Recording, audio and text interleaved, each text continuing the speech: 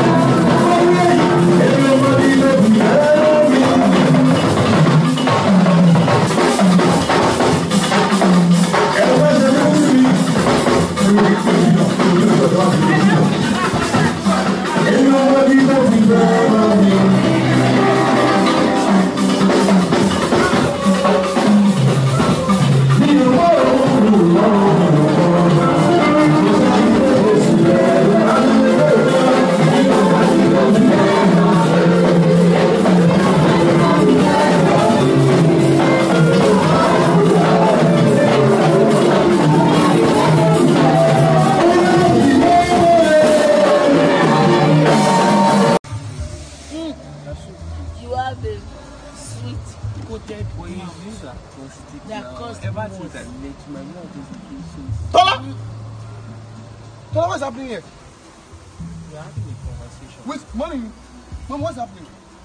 No, Tola, I called you. No, You told me that you are in wanted class me room. to assist him on something. Mom, assist what? Assistant. Ah, Tola, God will punish you. Jenny, I told you before. I said I was coming to Wait, see. Tola, after sleeping with all my girlfriends, I did not see anything. Tola, my mother is in You there. can't be saying that in front of mommy. I don't sleep. Is it your mommy? Mommy, I'm still a virgin. That's why I was trying to explain to her. I need caution. Let me take it easy now. Ah, Tola, God will punish you. Mom, yeah. Mom, I'm sorry.